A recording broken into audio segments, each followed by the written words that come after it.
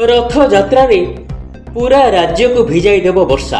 अनेक स्थान में प्रबल वर्षा हेबो। उपकूल ओडिशा, आभ्यंतरीण ओडिशा और दक्षिण ओडिशार विस्तृत अंचल में वर्षा हेबार पाणीपाग विभाग एभली पूर्वानुमान करिसेंति।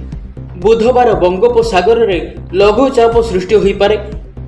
एहार प्रभाव रे राज्य रे प्रबल वर्षा हेबार संभावना रही। जगतसिंहपुर अति भीषण वर्षा आशंका रही। उपकूल ओडिशार विभिन्न स्थान में प्रबल अति प्रबल वर्षा हो पारे।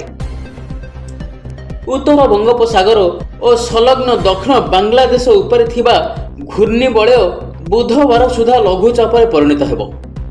एहार प्रभाव में बुधवार भद्रक, जाजपुर, केन्द्रापड़ा, कटक, केन्दुझर, कंधमाल, पुरी, खोर्धा, रायगड़ा और ढेंकानाल में प्रबल अति प्रबल वर्षा हो पारे। ए सबु जिला को ऑरेंज वार्निंग जारी करा जायछि।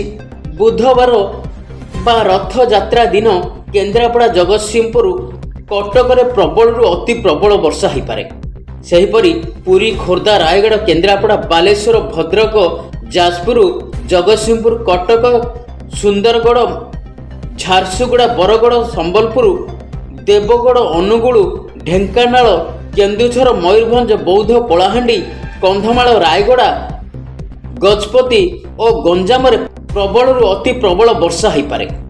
17 तारीख बालेश्वर, भद्रक, जाजपुर, केन्द्रापड़ा, जगतसिंहपुर, कटक, केन्दुझर और मयूरभंज रे प्रबल वर्षा आशंका रही। गत 24 घंटा रे बालेश्वर रे सर्वाधिक 100 मीटर वर्षा रेकर्ड होइछे। ब्यूरो रिपोर्ट, ओंकार न्यूज, ओडिया।